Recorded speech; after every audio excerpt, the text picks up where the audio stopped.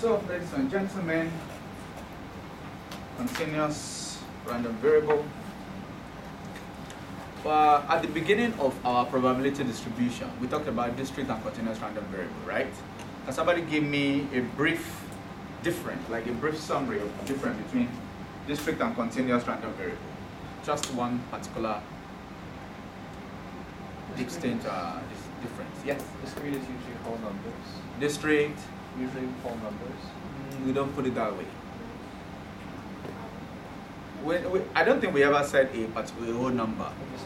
We just say particular value. Okay? But what about continuous? A range.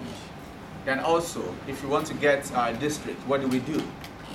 We count. But continuous, we measure. So these are the two main things. So for continuous random variable, there are explanations behind the density and all that, but I don't want us to waste too much time on what is not relevant at the moment. So, like I told you when I introduced probability mass function, I said in continuous we'll be talking about probability density function. I reminded you, I gave you a story of my signature back in the days, remember? This was the topic that made me fall in love with that signature. Anyways, so if it is a probability density function, just like we do summation of probability in districts, we do the integral within the range. Okay? If the integral within that given range is 1, if x in district can take value x1 up to xn, to prove that a function is probability mass function, we start from x probability of the sum of probability of xi for I from 1 to n, isn't it? Based on the values that can be taken, not infinity. Only if this continues indefinitely, you put infinity here. Am I making sense? Same way in continuous random variable, we will be told which range of values, like the domain of the function. As long as the integral within that domain of that function is equal to 1. That's one argument. The other argument is that because this represents a probability mass function, it can never be negative. As long as f of x is greater than or equal to 0, anytime x is within this range a and b, then it's a probability mass function, a probability density function. Okay? So these two are the key things that you need to investigate. There are some questions that I put in the worksheet that I've distributed. Some of them are asking you to check if it is indeed a valid probability mass function. The first thing is, it must be greater than 0, which means it's an increasing function. Right? Within that range, maybe not necessarily. Yeah, it should be. It must be greater than 0. Then number 2, the integral within that range must be equal to 1. Okay? Those are the two things we'll be checking. This was the reason I kept this topic until after integration has been done, because we're going to do a lot of definite integrals. And it's very easy, trust me. Okay, so let's write. Let f be the probability. So when I write PDF, I mean probability density function. I may not write it in full. So, and you can see it also in some materials. PDF. Some will write it in uppercase PDF, some will write it in this way, doesn't matter. Don't take it as portable digital format, I repeat. Don't open Adobe because of this PDF. Let f of x be the probability density function of a continuous random variable x. Then, okay, continuous random variable x, which takes values within a less than or equal to x less than b. Okay, then the first condition, f of x must be greater than or equal to 0 for all x within a and b. And 2, integral of f of x within a and b, the x must be equal to 1.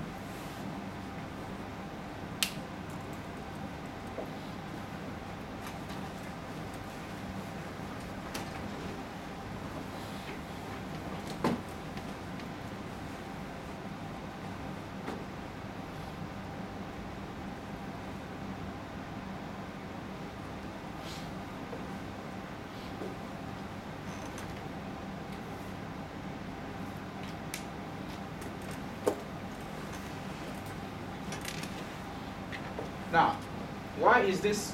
This integral represents the sum of probability. So, let's say, for example, if we want to find the probability that x lies within a particular interval. Okay, I should probably put that first, but it's okay. Suppose xi, xj, okay, lies within the entire domain. Okay, less than or equal to is better. A comma b. Okay. The probability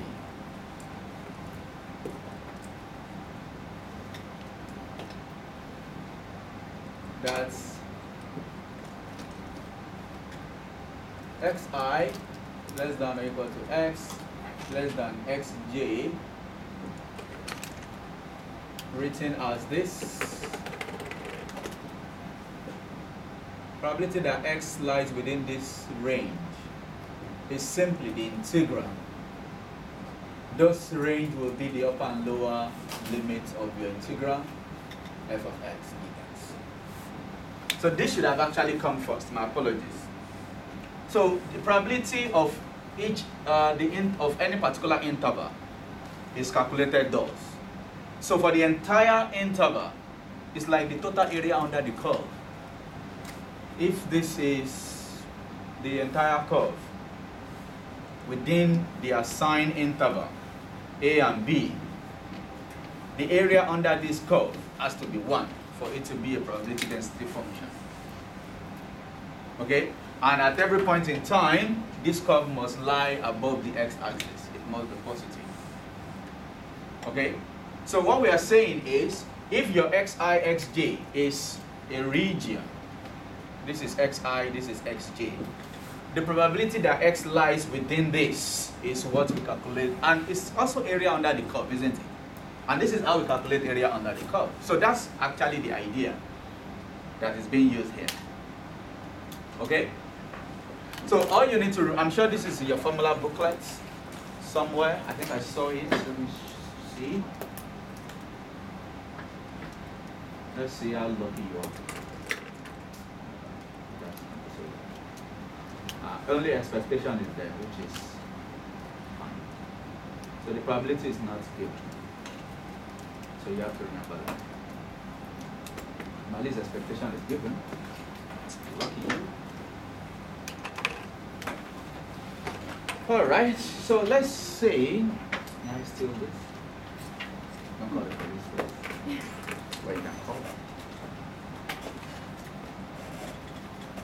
Let's see how we can apply this in a few questions. From your worksheet, I will just take 1 or 2 questions to do together. Worksheet problems. I don't want us to waste too much time. Some of the things we are talking about here, we talked about it in district. The only difference is we are bringing in integration instead of summation. Okay, that's why I'm not wasting too much time explaining relevant stuff.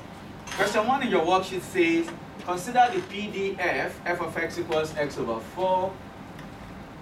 X lies within this range. Check that f of x is a valid probability density function. Guys, f of x is a valid, so within this range, is there any value that you pick in here that makes this non-positive, that makes this negative? No, that's 1. So we write that as the first explanation. Oh, since f of x is greater than or equal to 0 for any x within this range, and we find the integral, once we get to 1, then we say it is a valid probability density function. So the first part of the question, since f of x is greater than or equal to 0 for all x within this range, because 1 and 3 are also included. Okay? For all x within this interval, and you see 2 points are being checked here.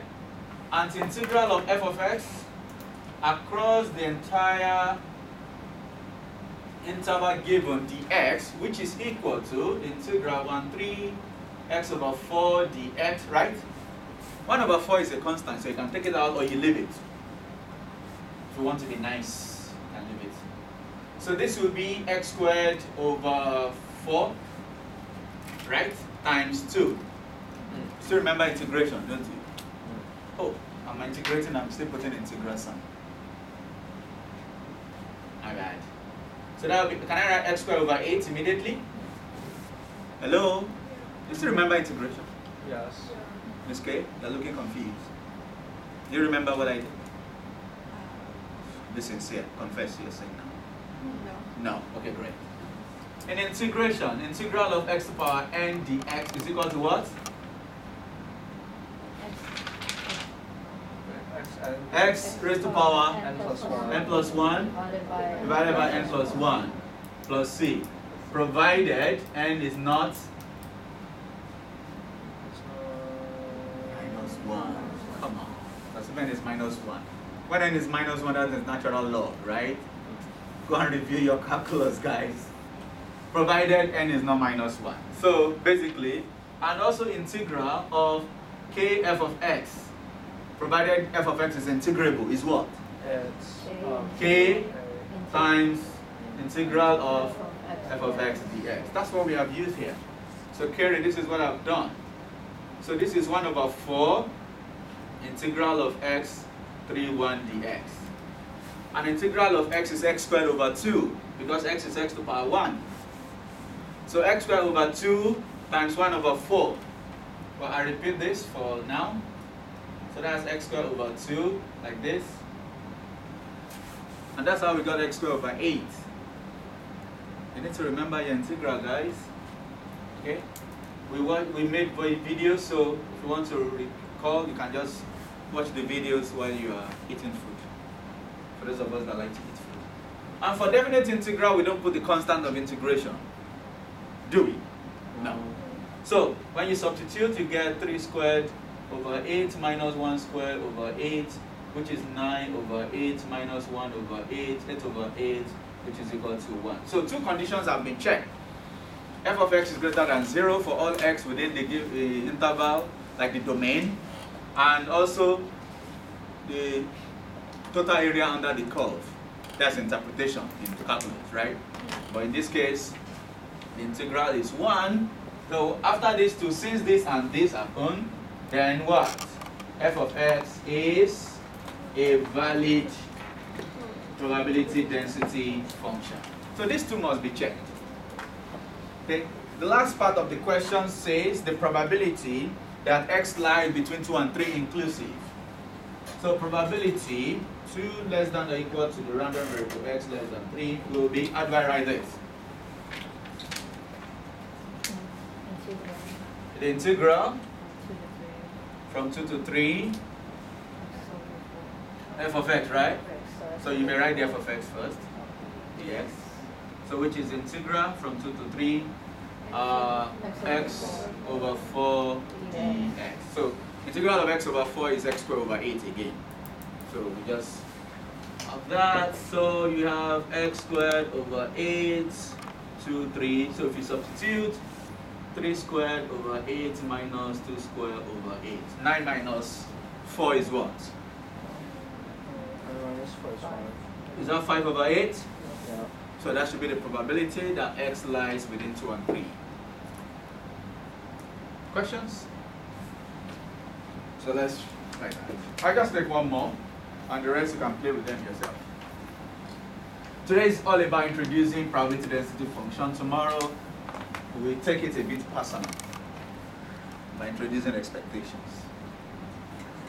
Yeah, somebody made a mistake calculating probability and including x.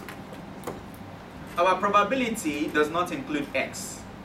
I mean, in your impromptu test yesterday, I'm about to finish. I will give you your papers today. I actually have just 2 more. Only Lillian and Vena are delaying me. So kick them if you want to kick somebody, not me. All right.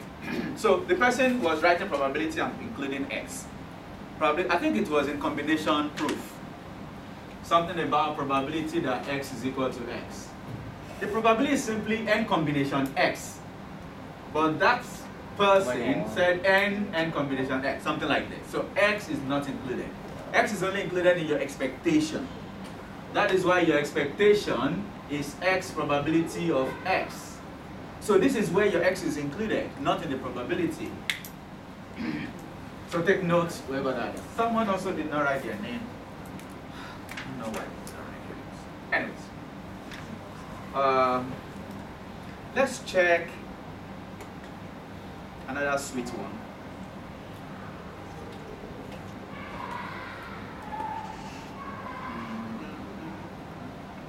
So let's see.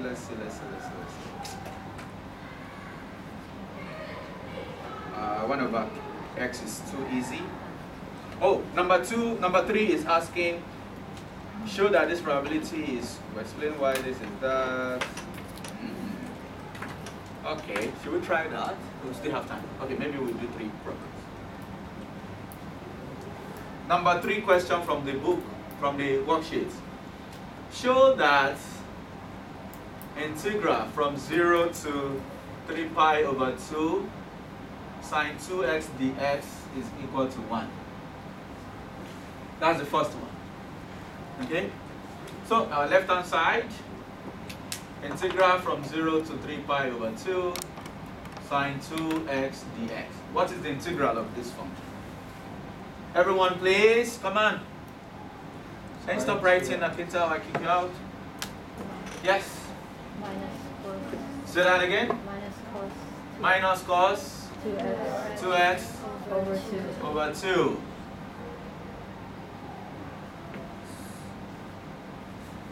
So, when you substitute, so basically we can write this as half, minus half.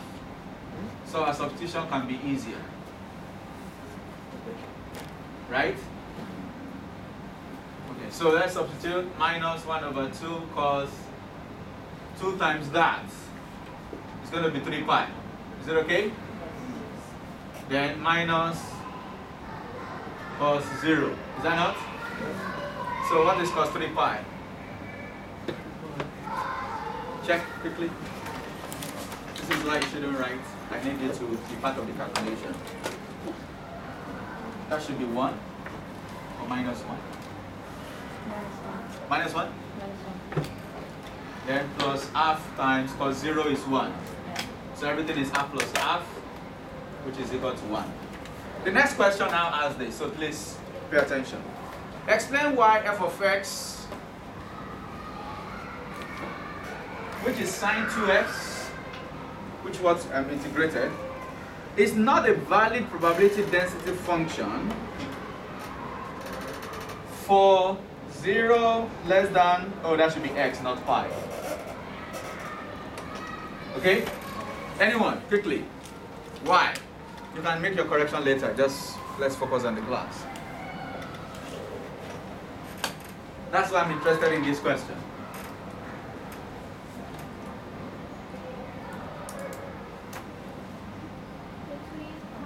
Speak louder, please.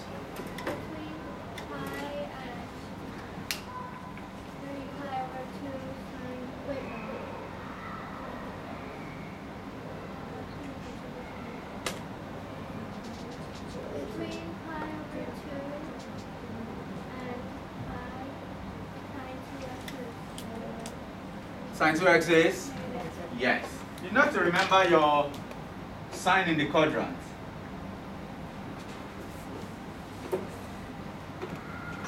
This is pi over 2, right? This is 2 pi over 2, which is pi. This is 3 pi over 2. Within this, sign is negative. Okay? And the second condition is that f of x must be greater than or equal to 0 throughout the entire interval. But you can find a segment of that interval where that does not happen. Okay? 2/3 of the interval, it obeys that second rule. But the last 1/3 of the interval, it does not. So then it's no longer valid. So explain why this is. Since f of x is less than 0 for pi less than x less than 3 pi over 2. Okay? Even at 3 pi over 2 is also negative. What? Speak louder, please. Oh, my bad. Sine, yes. So we can do the same. So if sine x is negative within this interval, right? So sine x is negative within pi and pi is over 2. So when you multiply this by 2, what do you get? You get 2 pi. This is what I should say.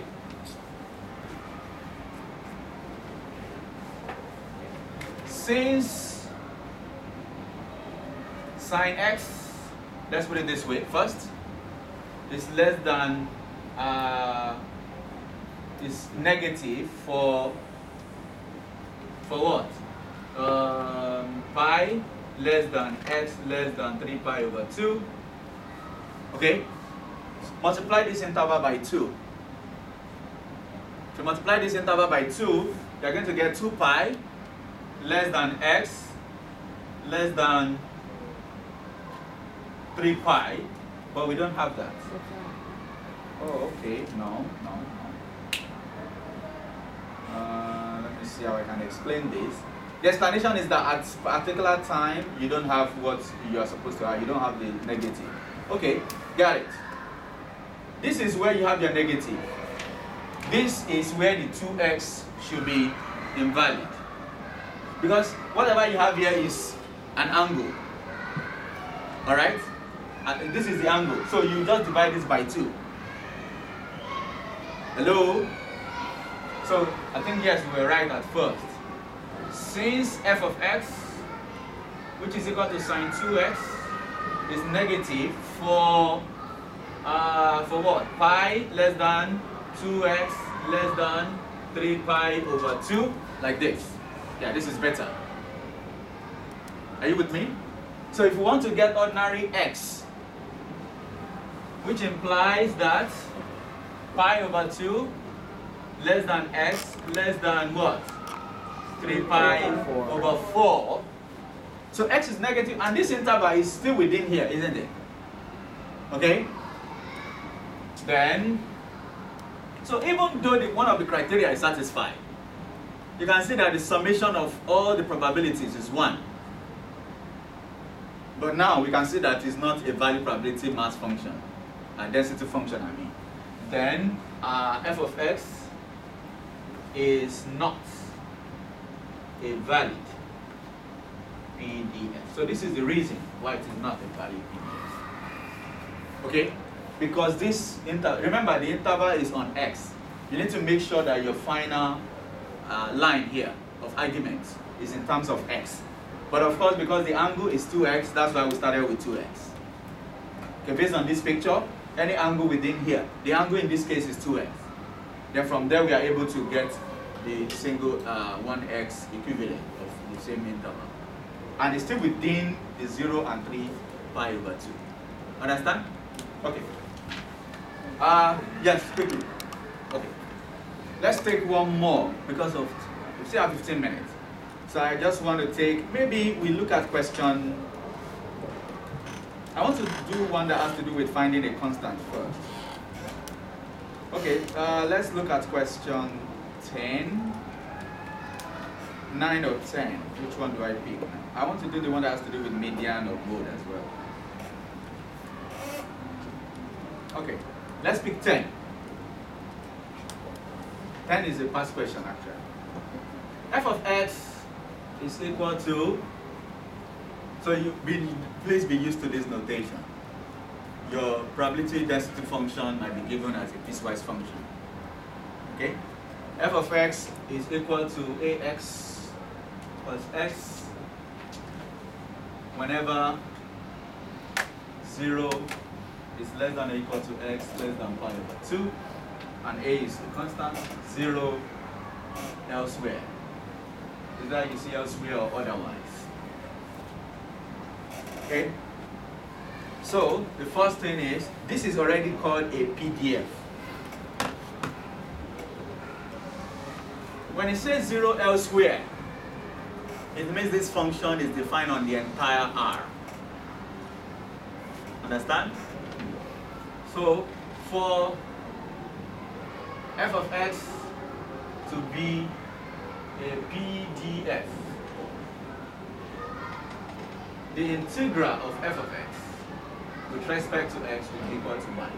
Because we are dealing with the entire R, it's okay if you consider the integral from negative infinity to positive infinity.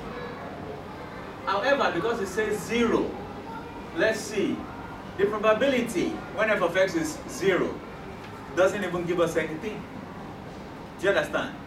So there will be no need, just restrict it to your 0 to pi over 2.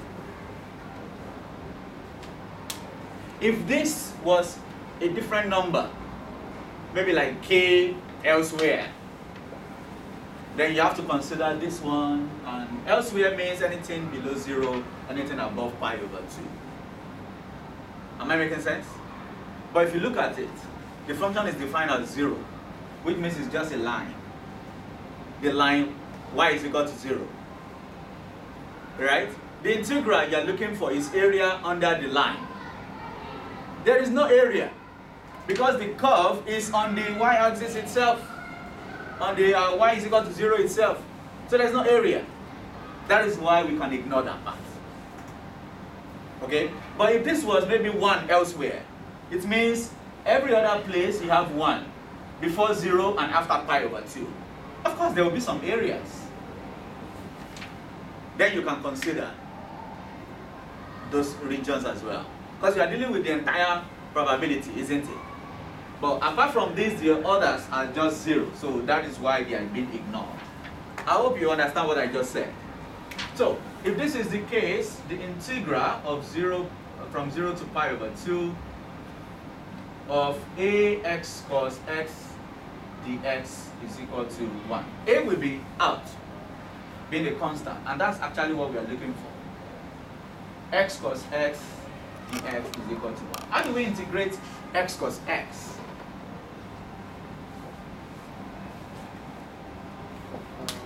Integration by parts. Integration by parts. Because they are dealing with product of two functions of x, where there is no substitution. If this had cos x squared, not cos square x, cos x squared, then you know integrating this will generate some 2x, which can cancel this. Then you can use substitution, but in this case it's integration by part. Remember uv integral v du, isn't it? Yes. So your x will be your u, and this will be dv, something like that. Okay? So, using integration by parts, okay, let u be x and dv be cos x dx. So from here you find du dx. Du is equal to dx because, okay, du dx is equal to 1. Right? Which means du is equal to dx. So from here, v will be the integral of cos x, which is what? Plus sine x, right?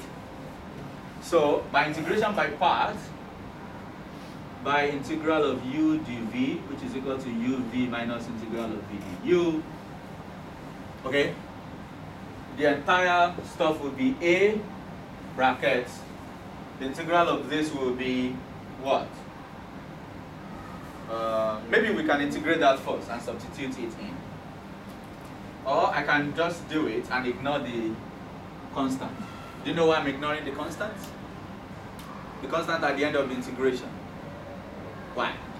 Callista.